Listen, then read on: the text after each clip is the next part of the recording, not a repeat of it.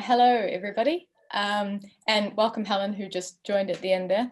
Hi there. I am a Kiwi drugs researcher living and working in London. And tonight we're just having a very special drug science event to discuss the New Zealand cannabis legalisation referendum.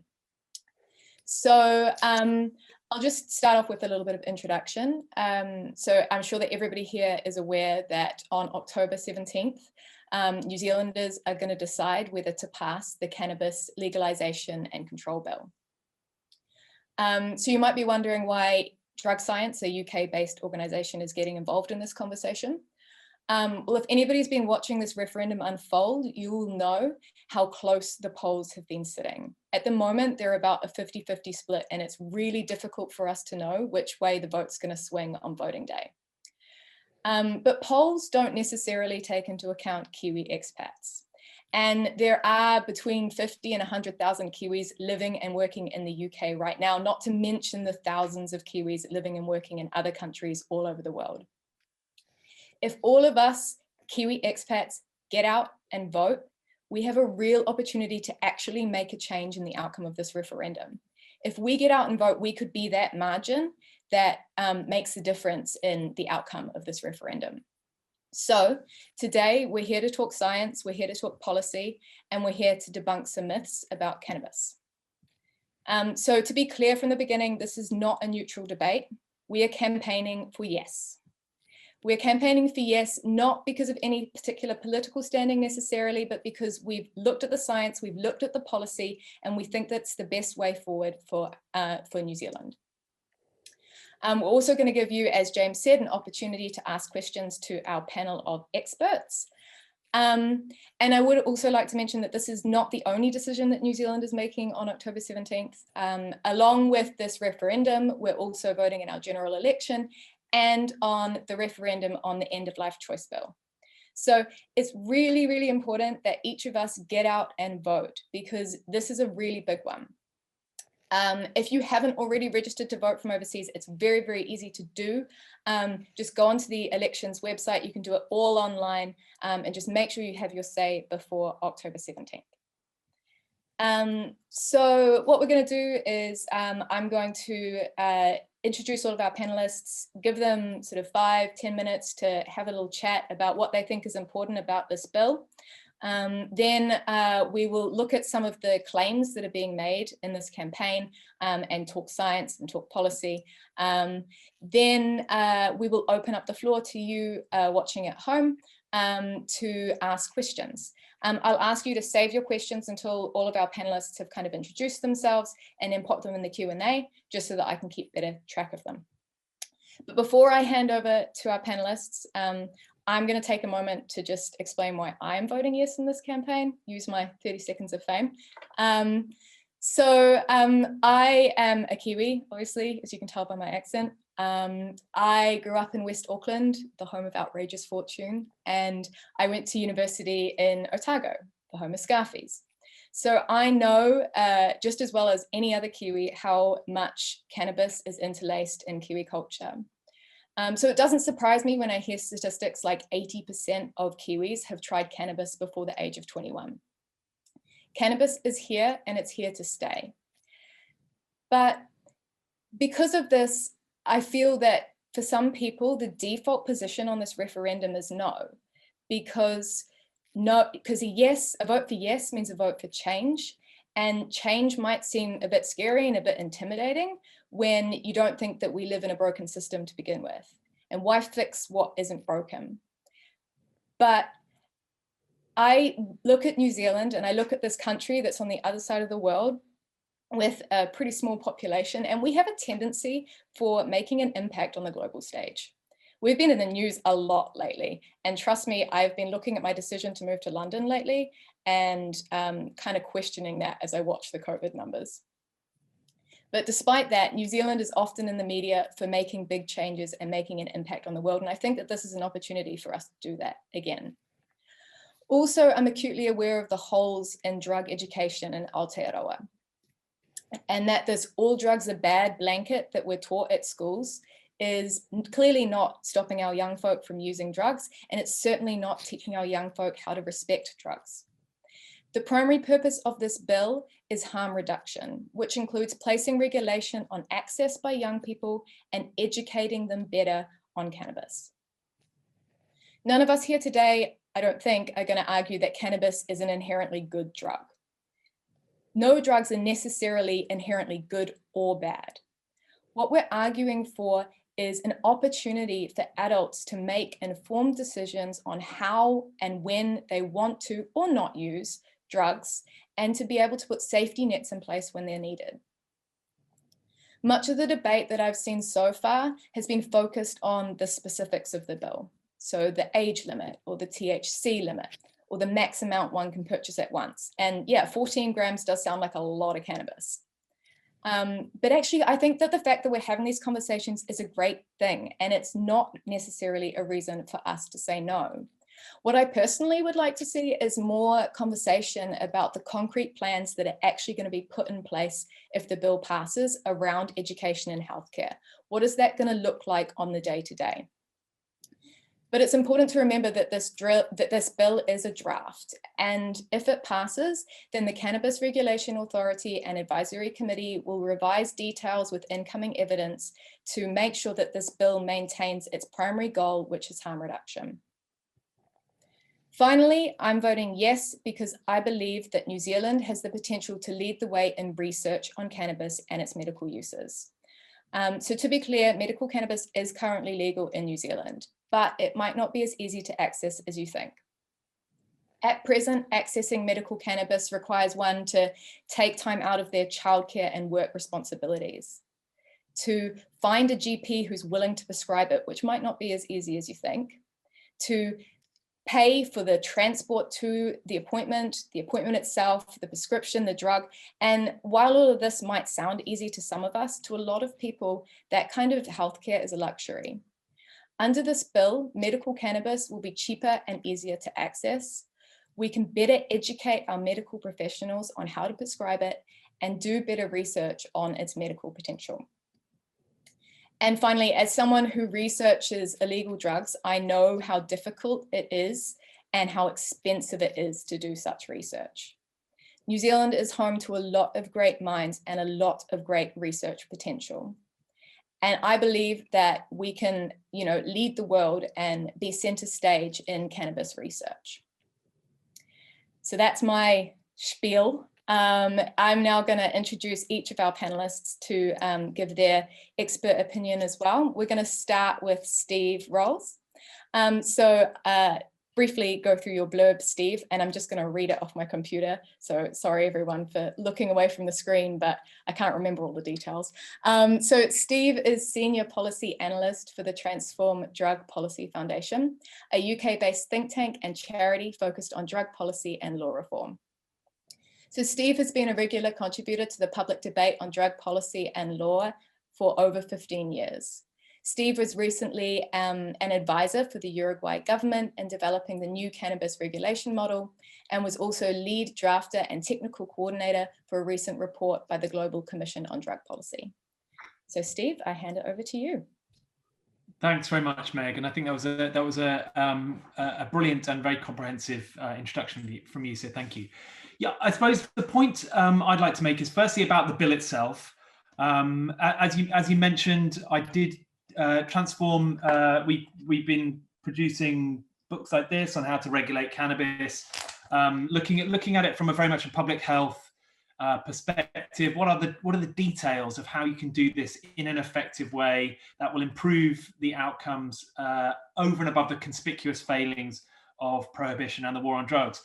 And we worked with the Federal Task Force in Canada, developing their model for Regulation Canada, and we've worked with the Uruguayan government, and we've worked with the Mexican government, and we fed into, in a small extent, we fed into the New Zealand bill as well. Legalization, regulation is not a single thing. You can do it better or you can do it worse. I think almost any approach would be better than the horrors of prohibition, but there are multiple jurisdictions now around the world that have gone down this path. And I think some have done it better than others. A lot of people have expressed concerns around some of the more commercialized models in the US. In Uruguay, arguably, they went the other way and had almost like a sort of state monopoly, maybe an over-restrictive model in some respects.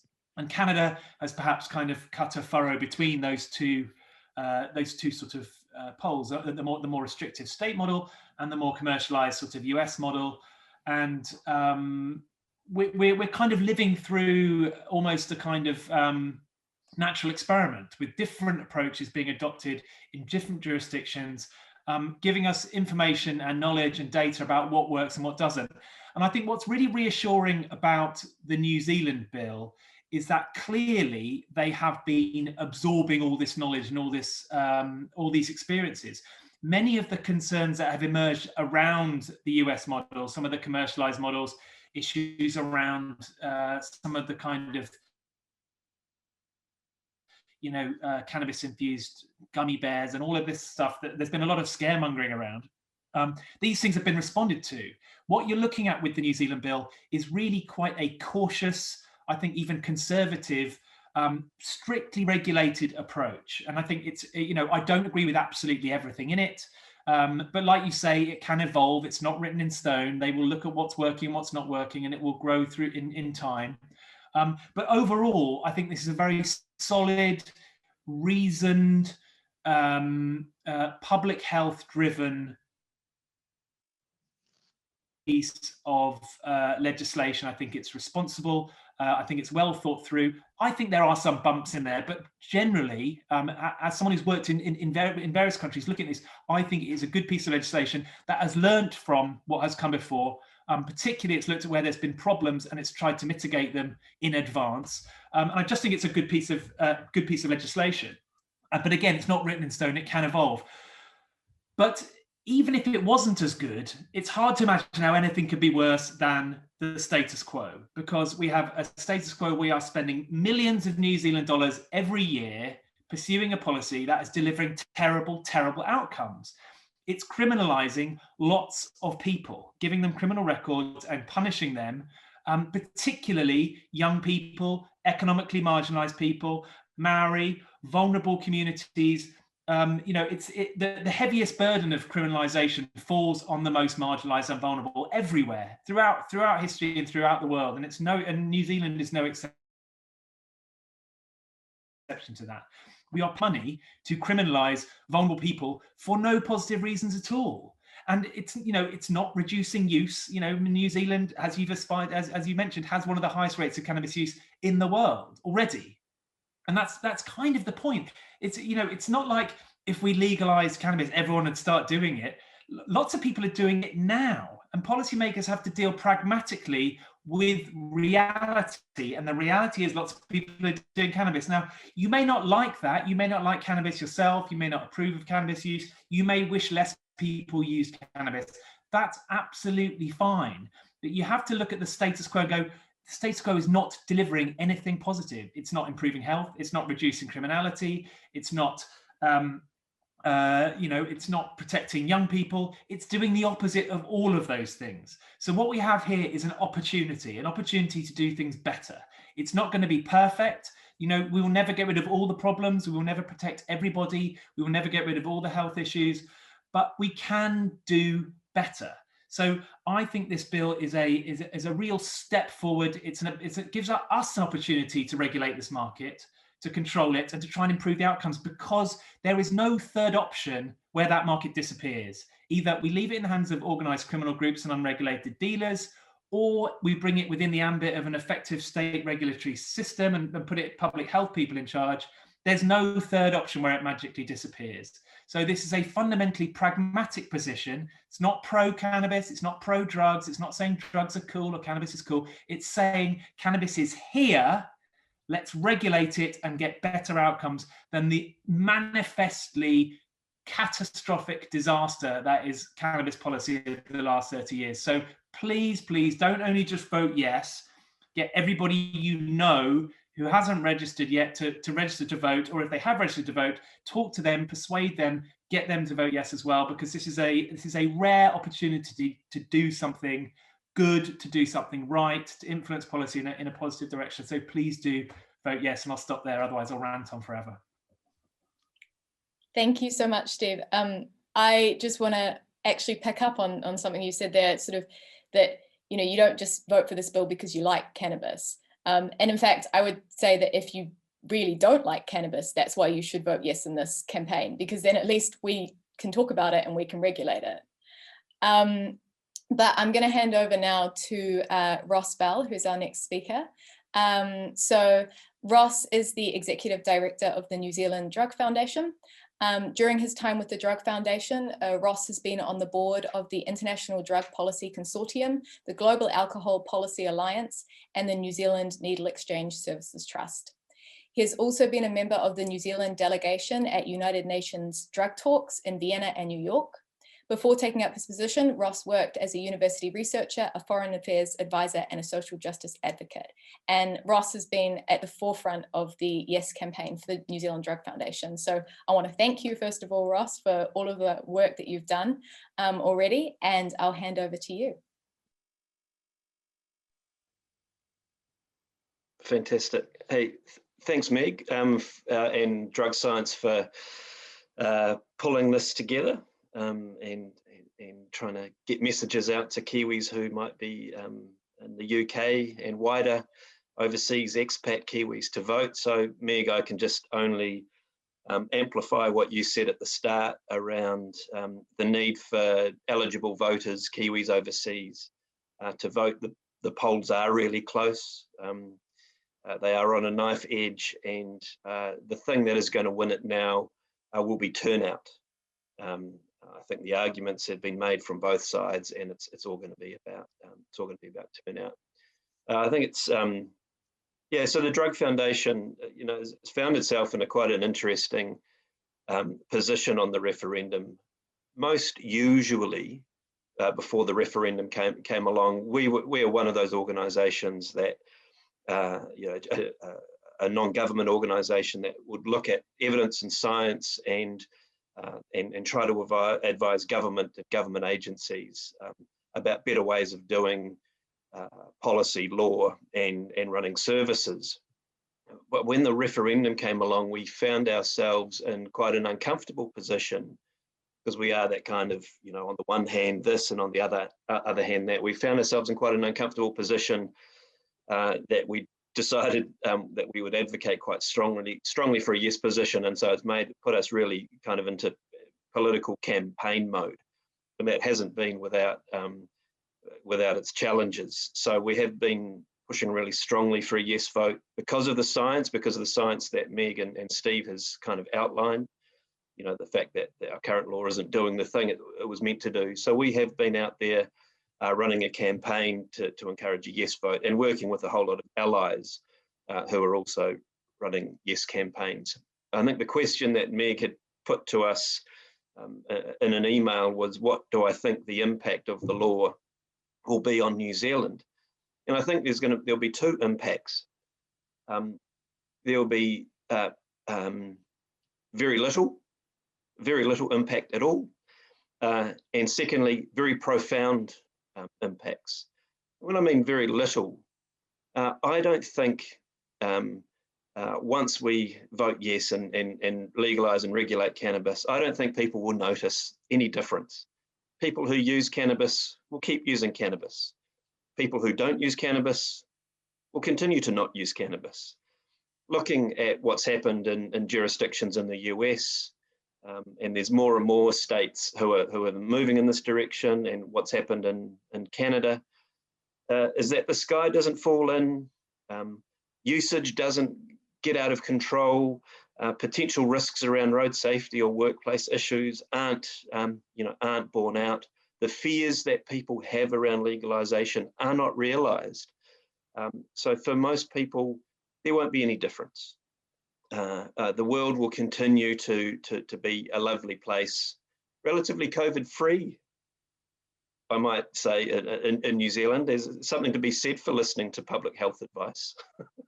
is, I guess, the other thing. We have just, you know, our government has done quite well listening to public health advice. So I hope, you know, we carry on that tradition of listening to expertise.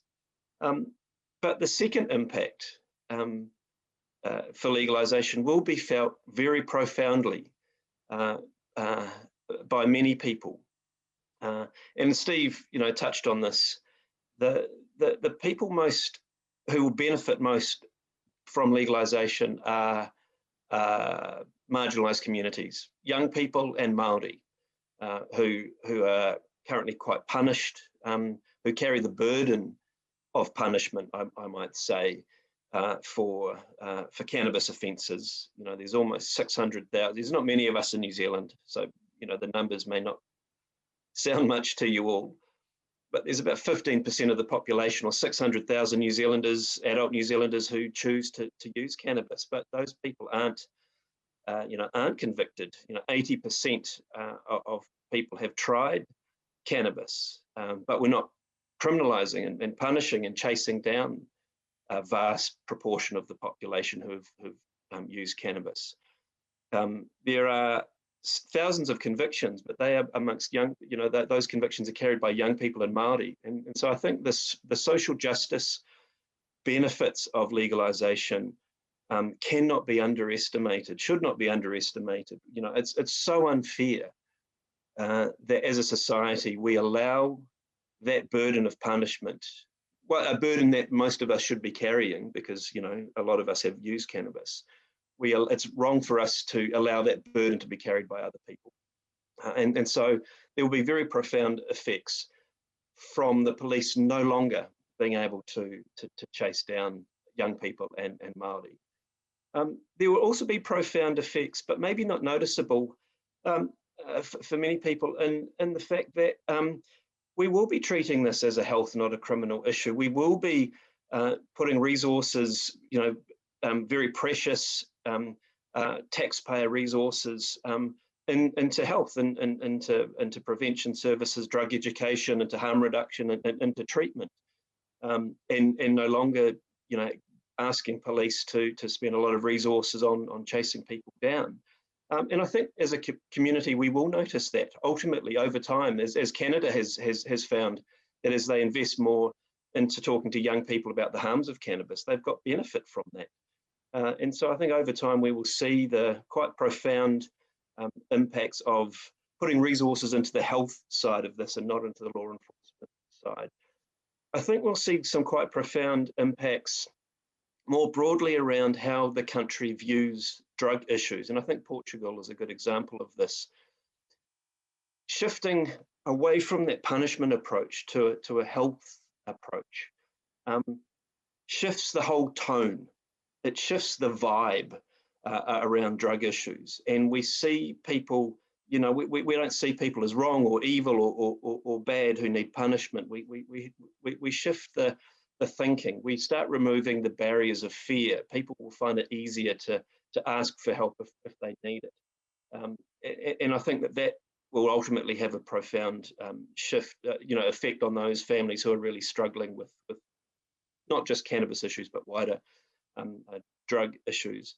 And it's going to have a profound effect on those many tens of thousands of adults who enjoy cannabis, who will be able to go into a very modest store and purchase a product without having to go to, you know, the criminal market to get that. And I think that's quite profound as well. There's the fear, the risks that you're going to be, you know, sorry, we don't have cannabis today, but here's some methamphetamine, you know, separating out, you know, the cannabis market from other drugs, I think, you know, will have benefit. So for those, you know, so there's kind of not that I always argue this, it's not an argument that public health folks often make or need to make, but the freedom and autonomy for adults who making an adult choice about cannabis use, the ability for them to buy it without getting it from bad people and without all of those risks, but getting a product that they know what's in it, they know what the potency is, they know what the effects are, getting some, you know, health, or not health advice, but sort of some consumer advice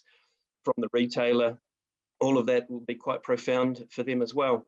So the sky won't fall in, and there's going to be a lot of benefit for a lot of people. And one of the messages that we're pushing at the moment to undecided voters is to think about voting, making a yes vote on behalf of someone else.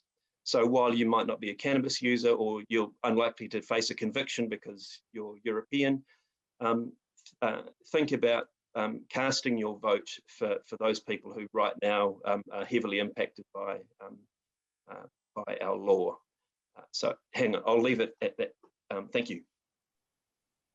Awesome, thank you, Ross. I also agree that, you know, thinking about the other is a good way to put it, and the people that we're protecting. And I think New Zealand does have a good way of coming together when we need to. Okay, so now I'll introduce our next speaker, David Nutt. Apologies, your blurb has a lot of big words in it, so I might stumble on a few of them, but here we go. So David Nutt is the chair of Drug Science, or the Drug Science Scientific Committee, and is currently the Edmund J. Safra Professor of Neuropsychopharmacology at Imperial College London. He is a former president of the European Brain Council, the British Neuroscience Association, the British Association of Psychopharmacology, and the European College of Neuropsychopharmacology, as well as chair of the UK Advisory Council on the Misuse of Drugs. He is a fellow of the Royal Colleges of Physicians, of Psychiatrists, and of the Academy of Medical Sciences. He has published over 500 original research papers and a similar number of reviews and book chapters, 8 government reports on drugs, and 31 books, including one for the general public, Drugs Without the Hot Air, and recently his other new book, Drink. So now I'll hand over to you, David, to give your piece on why you think that we should vote yes. Thank you, Meg. Well, the first thing I should say is that I'm a great fan of New Zealand. I've been a visiting professor on 3 occasions in Otago. I think I've lectured in every medical school in New Zealand, and I even did a little seminar in the Parliament once. And in fact, I was due to be back at the end of this month, but this little virus got in the way, so I've had to defer that trip for a year. I just hope I live long enough to return, because I love New Zealand. Quite a few of my students are professors in the universities over there, but I also love New Zealand because it's a kind of rational country. And I was saying just before we kicked off this evening, it's a bit like England used to be, you know, when you could have political discussions that weren't completely polarized, when you could actually bring evidence to the table that wasn't trashed by extremists, activists on either direction. And I'm really glad that you're actually doing something that we've campaigned for a very long time in Britain, which is actually have a sensible debate about cannabis and put it to the people. And I couldn't ask for anything more than that, other than that you come to the right decision. And let's hope that some of the listeners to this debate will actually influence that decision. You've heard brilliant talks from the first 2 speakers about many aspects of cannabis, and I just want to fill in a few of the gaps. I mean, a lot of people don't realize that cannabis is the world's oldest medicine. It was a medicine many millennia before New Zealand was ever inhabited. So it's not as if you're kind of coming to something new. You're basically rediscovering what was taken away from you, largely through your Misuse of Drugs Act, as it was in the UK Misuse of Drugs Act. And the reason cannabis was taken away as a recreational drug was largely driven by the drinks industry trying to get rid of competition. And the reason it was taken away as a medicine was because of the UK Drug Enforcement Agency, the agency set up to deal with the terrors and the criminality of alcohol prohibition, having to find some other justification for its existence after alcohol prohibition was denied, or alcohol was restored in 1933. And so cannabis has been vilified as a political weapon, as a way of keeping people employed in the criminal justice areas of American life. And most of the rest of the world, including New Zealand, was complied with the US position for reasons we don't need to go into now, but a mixture of pressure and bribes, etc. So cannabis has never been as dangerous or as frightening or as problematic a drug as has been made out. And the lies about cannabis are some of the worst lies ever told about any drug.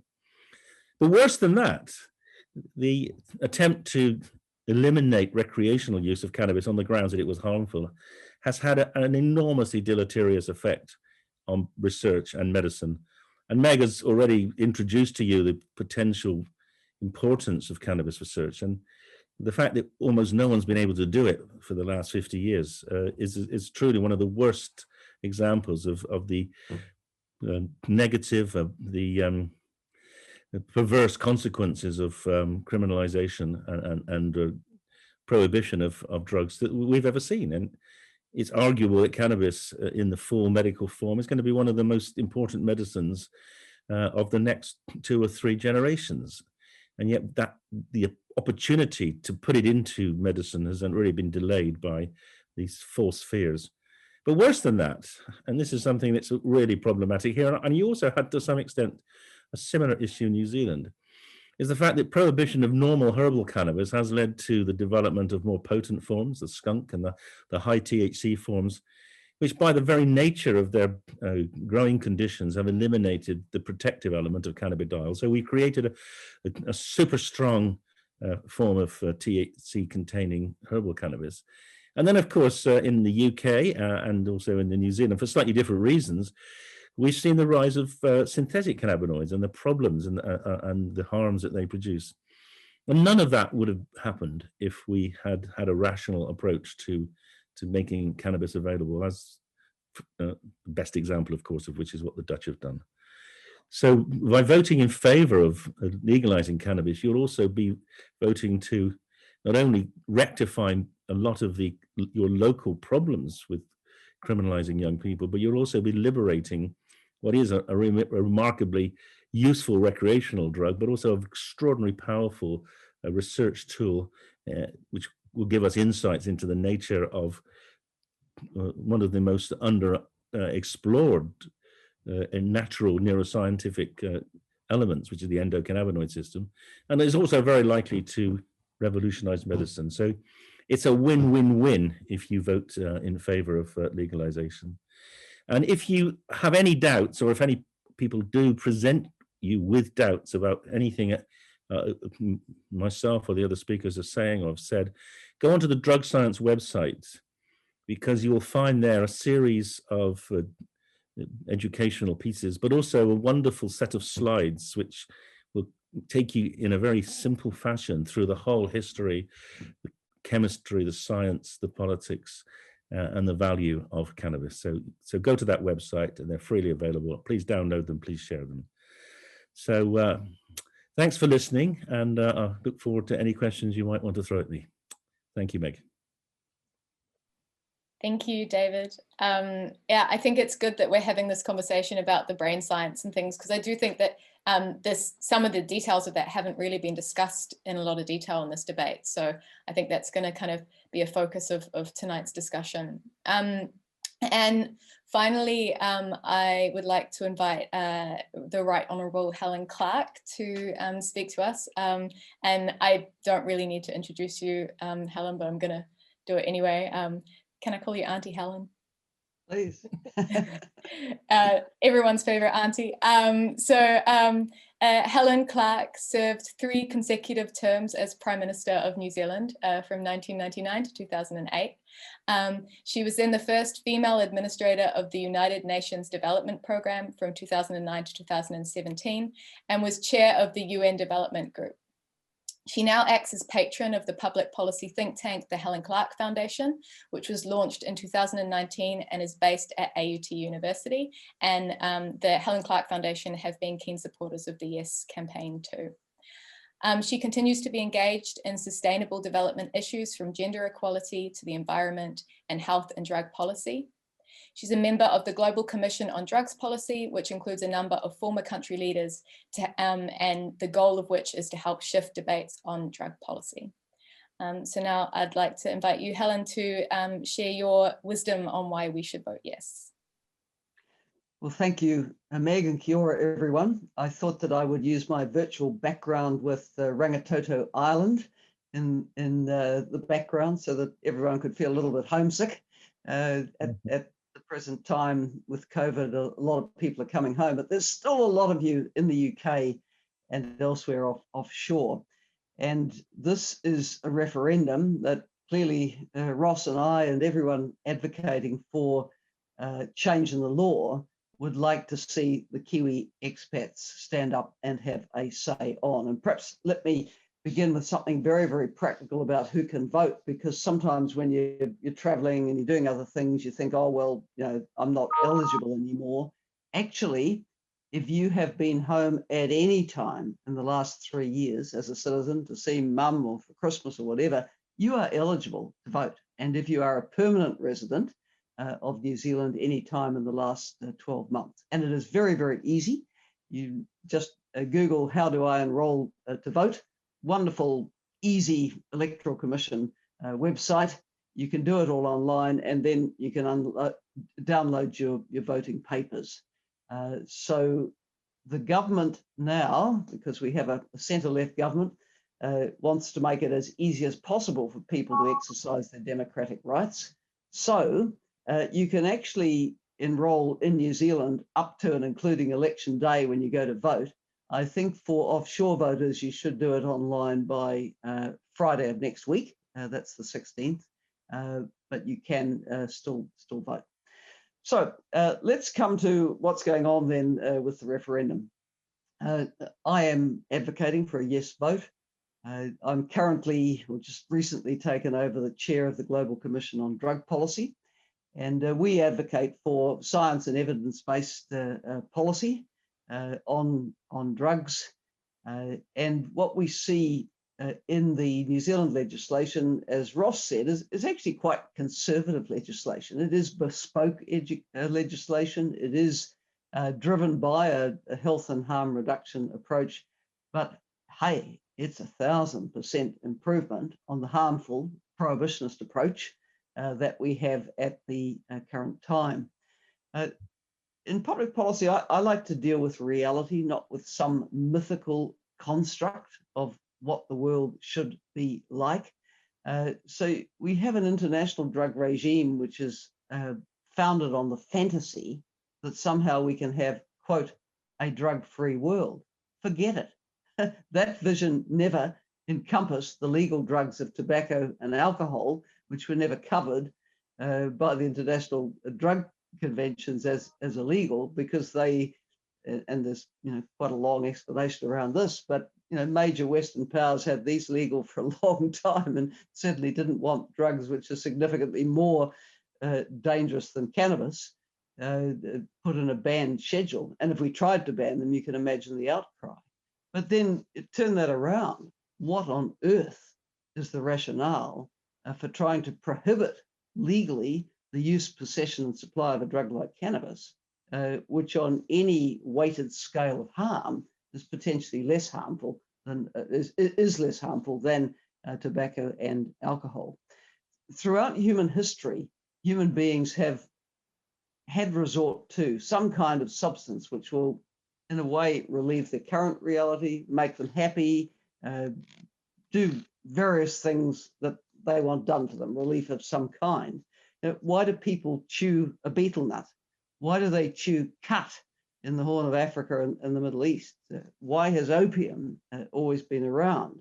Cannabis used as ganja in Hindu ceremonies, to say nothing of alcohol or tobacco themselves. This is the reality. People will want resort to something which will do something for them, whether people like it or not. Now, the debate here, as anywhere where reform is attempted, can, from the no case, end up being quite emotional and not particularly rational.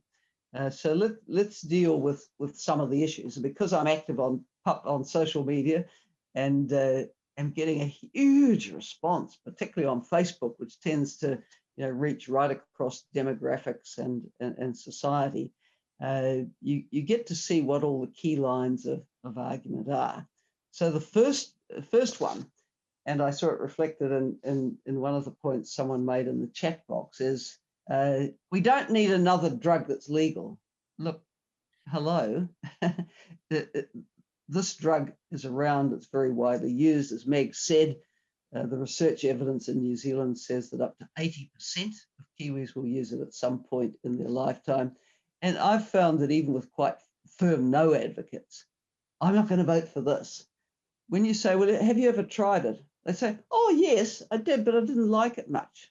Well, the fact that you didn't like it much, is that a reason for criminalizing it? I mean, this is really not very sensible. So there's no slippery slope here. This is widely used, it's available, and it has, a very discriminatory impact in the way the law is enforced at the moment. And then you come to the others who say, oh, well, I don't support this, but why don't we just decriminalize it?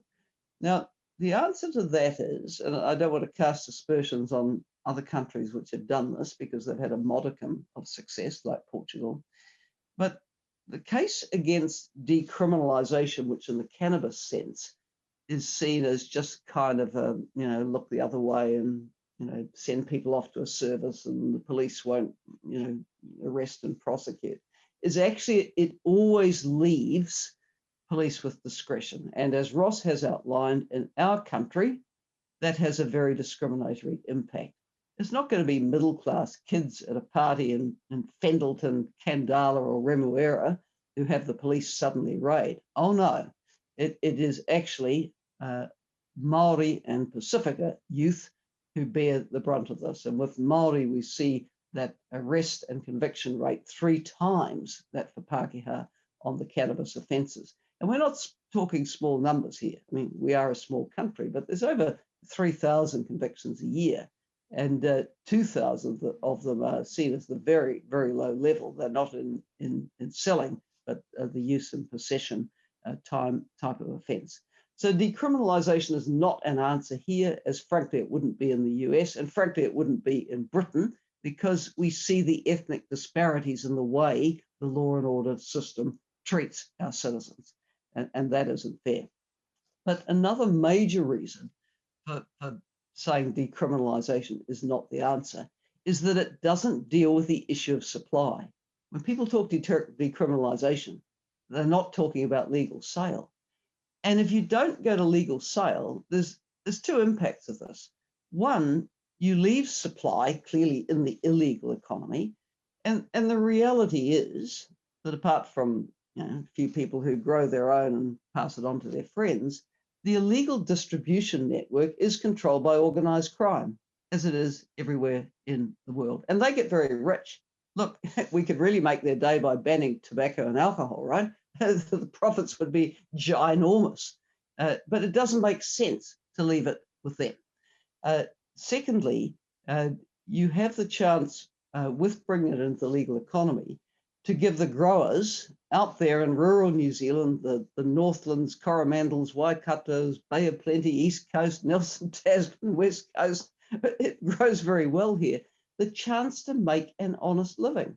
And I've been so impressed to see the docos that have been done, where Kiwis have gone up and looked at the situation in Oregon and other states in the USA, where it's been legalized, and the growers have been able to come out from the cold and stand tall and become, honest livelihood earners supporting their families. That is a very good thing for society. Then, of course, it does add to the formal economy to legalise, and that means it's taxable. Now, there's a range of estimates of what the tax take would be here. Let's go with the more conservative estimate, which is just on $500 million a year. I can tell you, in a COVID-stressed economy like we have, like everyone has, that's not small money. Now, you could get higher estimates, but I think Ross will agree that if the price goes too high, then you leave an incentive for organised crime to keep dealing in it. So you don't want to put it too high and run that risk. So there's strong economic benefits. Now, then you have the people who say, oh, well, I'd vote for it if it was only for medical. Well, as Ross said, we had an attempt to legalise medical cannabis last year. frankly, it's very hard to find doctors who will prescribe, and the product is expensive. And in my humble opinion, with a legal market and licensed vendors, what will happen is exactly what happens now for many of us with, if you like, ailments that we don't think it's worth going to the doctor for, but we can get over the shelf or over the counter from the pharmacy.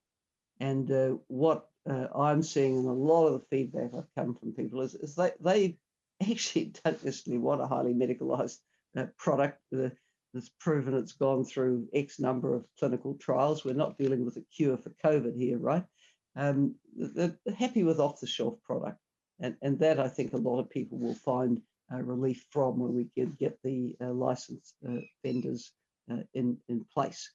Then you have the people who say, oh, well, I've seen what it's done to young people who my aunt knew in the street next door or whatever.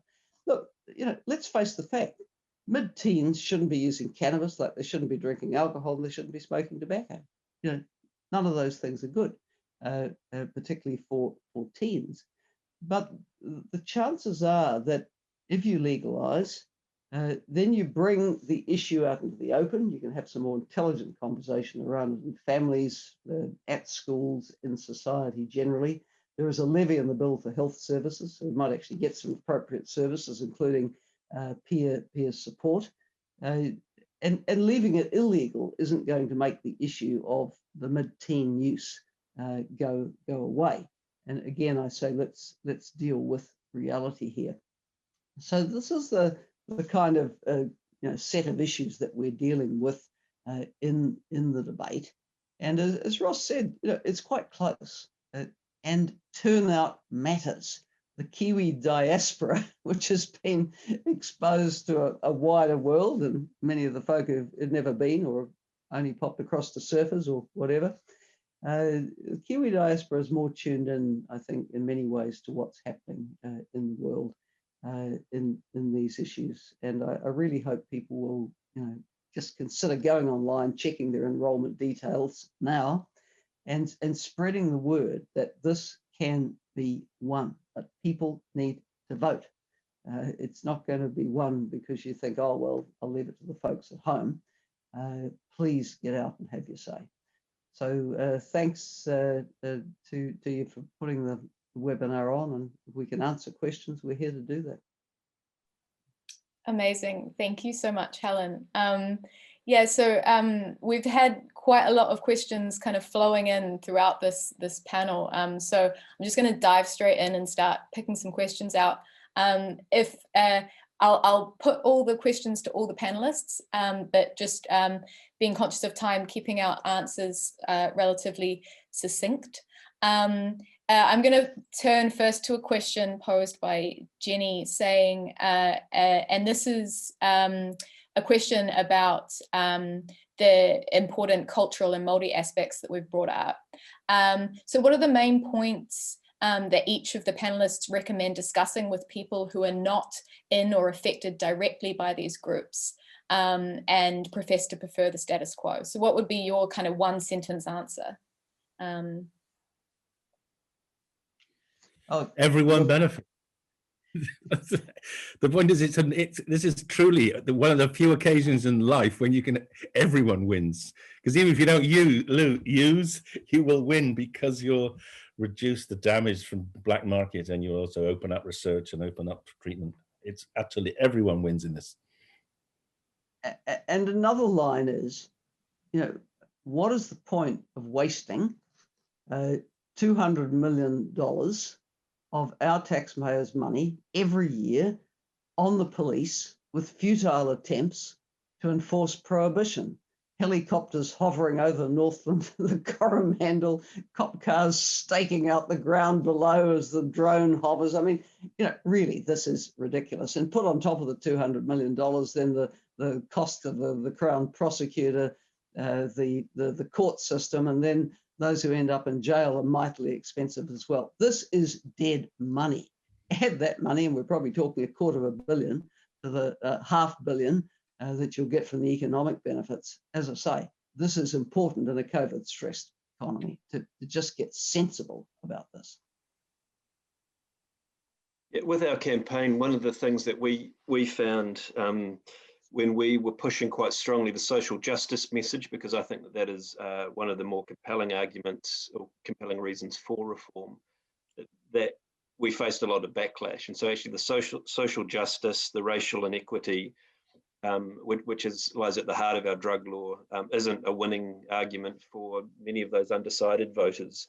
And so the messages, so to pick up what Helen and David said, actually the message is that it benefits everybody, that it will improve access for people who use cannabis for medical reasons, that it will free up police to focus on more serious crime, and that the tax take will be reinvested into health and education. So sadly, while we would love to appeal to people's better selves and to cast a vote on behalf of someone who needs it, it's actually, voters are relatively selfish people, and it's those trying to talk about the benefits to them, to those voters, are the ones that, cynically test better in focus groups. Amazing. So I'll move on to another question now. So this is quite a specific question, and it might be better answered by Ross or Steve. But will extracts of high THC oils and pastes be available, or will this be negated by the 15% cap? As high THC, although problematic for certain users, can be what is needed for cancer treatment. I'll let Ross say that one. Thanks, Steve. Yeah, that's a critical issue. So I think, as Steve and others have talked about, this bill is very conservative, and it starts quite strict. I guess with the intention that we could open things up over time if the evidence supports that. So there are very strict THC levels at 15%. So that's what you can buy from a store. For people that want the higher levels of THC, there is the ability that could be better addressed through grow your own. So there is a home grow provision which addresses, I guess, those, that might meet that need. There's also, just like Canada did, a staged approach around things other than plants. So the only thing that will be legal in the first instance is going to be flower, buds and seeds, and not things like edibles, concentrates, etc. There's also a prohibition on home production of using more volatile methods of like creating dabs and so on, butane hash oil. And so, yes, so it starts strict, and for people who would prefer or need the higher THC, that's going to be up to them to to address that through home grow. And I think that may change over time. I think it's one of the great things about a regulatory model is that it can respond to evidence, because rather than having a chaotic, illegal market actors effectively controlling the market, you have responsible public health agencies. So they can look at the evidence, they can see what's working. If something is too loose, they can tighten it up. If it's working well, they can explore loosening the market. But they can decide what their priorities are, monitor and evaluate, see what the evidence is showing, and follow that evidence. I mean, it shouldn't be a weird thing to say, let's have evidence-based public health policy for a public health issue. But in the strange, weird and wonderful world of drugs, that is quite a kind of, unfortunately, it's rather a novel idea, because this issue has been so politicized for so long. It's not been evidence-based policy. It's been caught up with a whole series of other political, geopolitical, ideological, whatever agendas. They've got nothing to do with public health science. So what this bill is about is applying the same public health thinking and regulatory knowledge to cannabis that has been applied to other risky products and behaviors around the world at different times. So we're just regulating risk. I mean, that's what governments do. They regulate risk is something that we elect governments to mitigate against, and the way they do it is through regulation, and that's what we're talking about here. It's not about saying cannabis is safe, it's about saying it's safer if we responsibly regulate it. It's not about saying we will have a risk-free future, we will have a less risky future. That's all. It's this is a pragmatic position. It's not pro-cannabis, not pro-drugs, it's not pro anything except sensible, evidence-based public health policy. Amazing, thank you. So now I'm going to move on to a question from Jeff, and I think that this is maybe best for you, David. So one of the arguments I've heard from mental health workers is around the concern that legal cannabis will be Pandora's box for individuals with mental health issues. From a harm reduction perspective, how would you reassure the voters on this? Well, most of the problems we have seen, most of the mental health problems, particularly dependence and paranoia, which we have seen from cannabis, have come as a direct result of changing the nature of the cannabis which people use. So in the UK, and I imagine it might be similar in New Zealand, I'm not sure, but in the UK, the attempts to eliminate traditional balanced cannabis mixtures of THC and cannabidiol by blocking importation has led to the rise of strong THC, which is more likely to cause dependence and probably more likely to cause paranoia. So we've created the monster of adverse effects from cannabis in our futile and pointless attempt to get rid of people using the safer version. And of course, then, you know, the ultimate folly was then driving people to synthetics, which actually kill you as well as making you mad. But yeah, so I think we can reassure people that we have done, the drug science has been doing a lot of work in the field of medical cannabis over the last 18 months. We've trawled through many of the large US databases. There's very little evidence that if you use traditional cannabis, herbal cannabis as a medicine, there's almost no incidence of dependence or psychosis. So we can be, I think we can be reassured a rational policy that protects people from the most extreme forms is unlikely to cause much in the way of mental health problems. Awesome. And just to add a little bit more to that, if anybody's still concerned, you can send them to the Drug Science website, because there are 101 resources on there about cannabis in the brain. So we do only have 20 minutes remaining, and I've got quite a few questions to roll through. So I'm going to keep the flow going. Helen, I'm going to ask this question to you. What do you think about the idea that legalizing cannabis could lead to the legalization of other recreational drugs?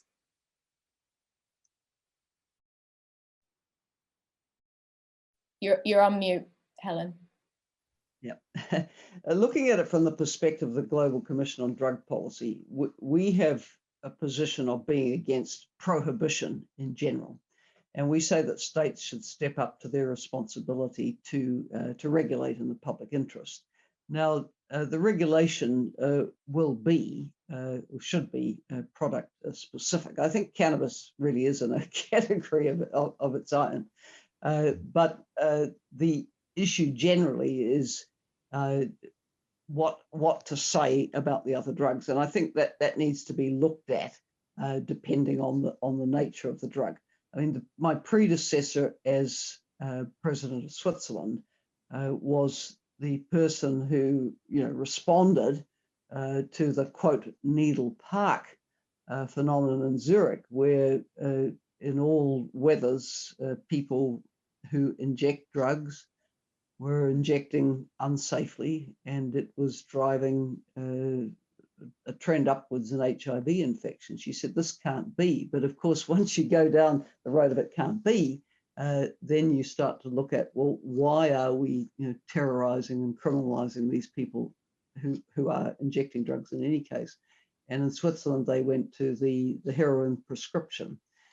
So I think that there's a range of things. I think safe consumption spaces, drug testing. I think we need to look at the whole range of harm reduction approaches, because what's the real motivation here? The motivation is for people, whatever their personal choices, to be able to live to the extent of their, their full potential in life, and not be criminalized for what the law currently has as victimless crimes, right? Their activity is not criminal. So I think it's rather a specific, a nuanced discussion about how to deal then with the other drugs, and just pretending they're not there, or saying they're evil, as the global drug conventions unfortunately encourage people to think. That this isn't any answer at all. So I don't think in going for outright legalization of cannabis, you're going down some slope that says, oh, they're going to legalize everything. No, what we want is an intelligent conversation about what kind of regulation in a legal environment which doesn't criminalize people should exist.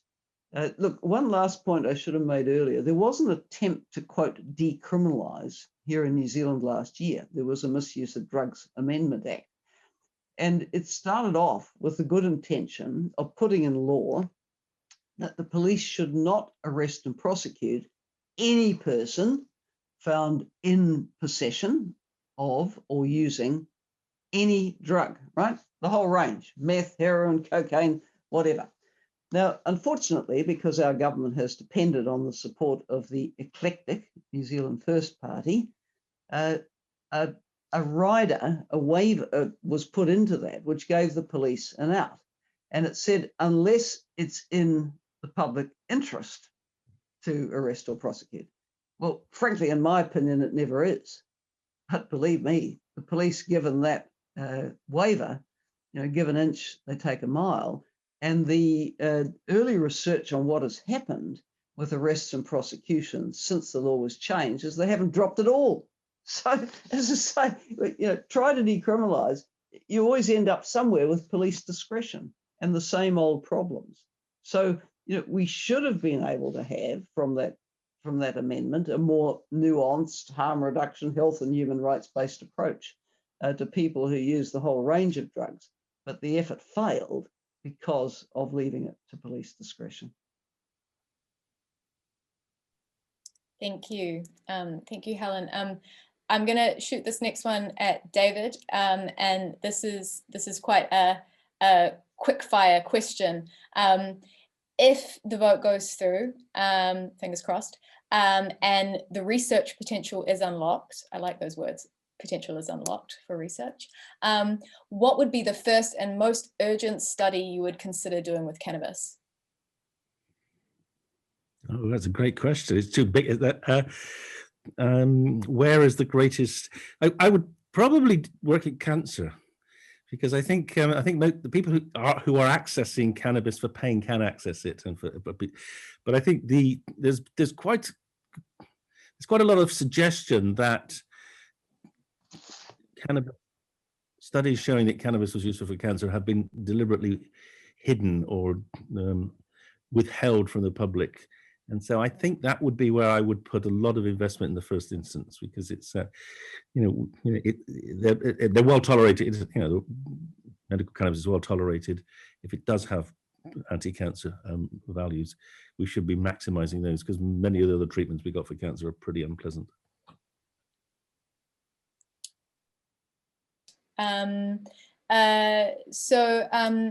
This next question, maybe Ross, you'd be good to answer this. So who is campaigning against reform in New Zealand, and what is their principal argument? If you could just highlight one central argument for to say no to dopes or whatever.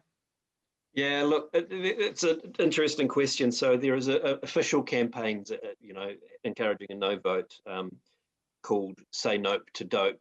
And that's a group called Family First, which is a long-standing socially conservative organisation that advocates against things like marriage equality as well, anti-abortion and so on. So you could kind of expect where they're coming from. They're backed by the Church of Scientology and other religious groups like Muslim organisations. They're backed by workplace drug testing companies. So you can see that there's sort of Tatooine cantina, Star Wars cantina of weird and wonderful people doing that, arguing quite a fear-based campaign. I don't think they're our biggest problem.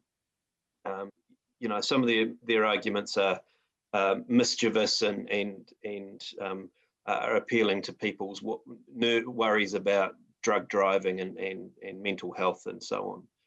The biggest thing that we're actually campaigning against is the fact that prohibition is built into our DNA, that it's the natural way of being. It's our gut instinct that's what we're trying to mitigate. And even the polling shows that the vast majority of people agrees that prohibition doesn't work, but the polls, you know, that's not reflected in the polls.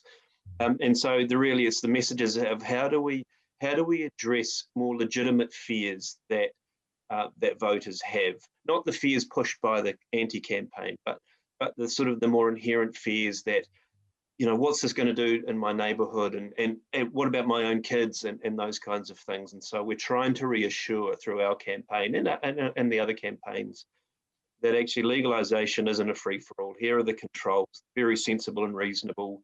Here are the benefits that come with legalization. So I'm less worried about the official no campaign and more worried about the fact that the prohibition and the war on drugs is so ingrained in our thinking. Yeah, I think that's a really good point. I just to build on that slightly, I think that people have this tendency to go, it's illegal, therefore it's bad, rather than thinking, well, maybe it's, you know, maybe we should be thinking the other way around, rather than, you know, it's illegal, it must be bad. Can I also add, you know, because I really can't stand the opposition. I think they're very, you know, they don't, facts are foreign to them, but they are, so I have to add that they are supported by a large American anti-legalization group called SAM, which, you know, has the backing of various people. And so I think it's quite troubling that those conservative American groups are heavily involved in this campaign as well. But on that, Ross, the irony for me is that a lot of the concerns and the sort of issues that the American groups, the American anti-legalization groups, raise about some of the American models have been addressed in this bill, and that's what's I found infuriating about the Say No to Dope campaign was that they have one of their big sort of iconic graphics is a kind of gummy bear smoking a joint, but you're not going to have that. And then they have those big sort of newspaper campaigns with a kind of like a milk bar with the dopey thing on the front and kids playing the front, and it's like it's very specifically not going to be like that. We've got this what I can only describe as a kind of, you know, populist Trumpian disinformation campaign going on that's very misleading for people. And I would, you know, if you have concerns about the bill, go and read it. Go and have a look at it. It's not that long. It's basically a summary draft bill. Go and have a read of it. Go and read the summary on Ross's website. If you don't want to read Ross's propaganda, go and read the Chief Science Advisor's page. I put a link in the chat. But the Chief Science Advisor has gone through an incredibly sort of reasonable, balanced, methodical view, highlighted some of the issues and the risks and the dangers and what's happened in other countries, and come to your own conclusion. And I think it really, if you look at the evidence, it only points in one direction, and it's not towards more failed war on drugs. It's towards responsible public health guided regulation. Yeah, thank you, Steve. I have a question here that I wonder if Helen could answer from her role in the Global Drugs Commission. So we often hear about examples of prohibition that have led to increases in illicit production and usage. Do you know of any examples of drug prohibition that have successfully resulted in reduction in production and usage of a substance? No. I mean, the attempt to prohibit is just a dismal failure, right? I wrote the foreword to a very comprehensive report which the International Drug Policy Consortium issued at the time of the last ministerial meeting pursuant to the Commission on Narcotic Drugs, I think in April 2018, was it? Or 2019. Anyway, to cut a long story short, the ridiculous ministerial meetings of member states organised by the Commission agreed over a decade ago to a program of action which sought to eliminate or substantially reduce the use, production and supply of these all the illegal drugs. And the outcome of that, of course, is so dismal that there was never any official report on it. The UN Office of Drugs and Crime doesn't front up on these things. And so it was left to civil society to put out the evidence. I mean, use is up, supply is up, organized crime is richer. I mean, prohibition is just a recipe for everything that these people say they don't want actually happening. And to put it into an anecdote, there's a story, and David may have the exact place and date for this, but there's a story about Churchill going to the USA when he was a much younger minister, when there was prohibition in some of the states. And he couldn't get, what he wanted, which was a drink.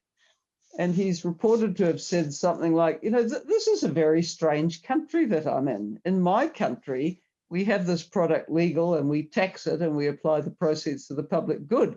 Here you make it illegal and the mafia is the winner. I don't get it. Well, that's the position with cannabis, right? We don't get it. So, no, there's just no evidence that prohibition works. And as I say, if we tried to prohibit alcohol, prohibit tobacco, no one would be happier than organised crime. Thank you.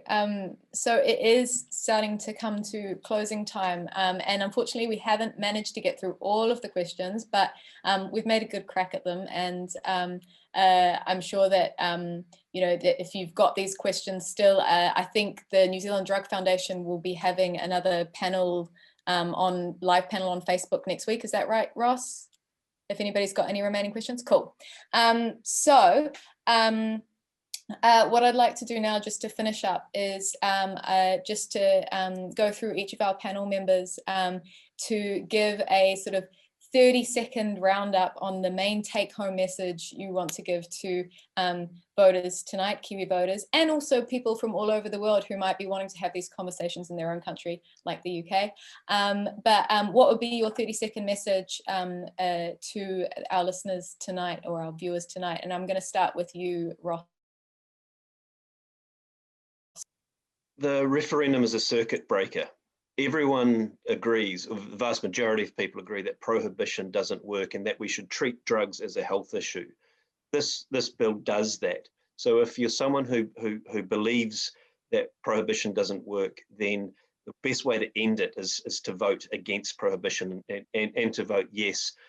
If you're nervous, if you're still worried about what's in the bill and some of the details, don't sit right with you, vote yes, because that will send the bill to a parliamentary selectivity process where some of those things you're worried about can still be addressed through public input. A vote no leaves a dreadful system in place. Awesome. And over to you, Steve. Yes, for the people who have reservations about the bill, I would say don't let perfect be the enemy of the good. This is a good bill. It's not a perfect bill. There's no such thing as a perfect drug policy that has perfect outcomes.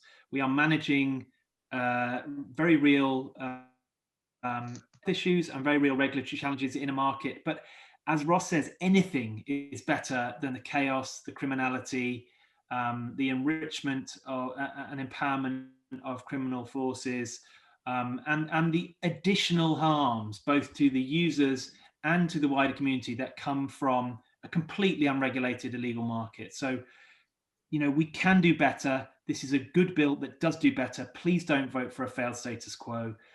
Vote yes, and make sure you activate your networks. Talk to them about it. Get them to register. Get them to vote. Get them to vote yes. Direct them to some of the resources in the chat, to the New Zealand Drug Policy Foundation site, to the Drug Science site, to the Transform site, to the Helen Clark Foundation site. There's a lot of good resources out there. Please vote yes. This is a rare opportunity to do something really positive. Thank you, Steve. And David? I would say that everyone will win from this, whether you are a user or whether you're someone who is ill or whether you're just someone who pays taxes. This is a vote which has no losers. Everyone will win. So definitely vote to abolish prohibition and to bring in this regulated market, and reflect on the fact that New Zealand has often been at the cutting edge of decision making in relation to voting. I think you're the second country in the world to give votes to women, and The first. I think the Danes would say they were the first, but they told you, David. But look, this decision will have ramifications around the world, and seize your opportunity now, because it may not come for another a few years if you don't. Yeah, thank you, David. And finally, Helen.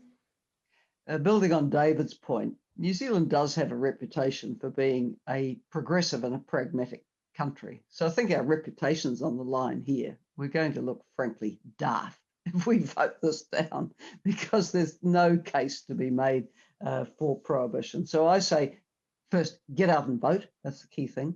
Secondly, vote for common sense. And thirdly, vote to move this out of an underground economy and into a formal economy and formal in society, where we can actually deal with the issues head on and not pretend they're not there.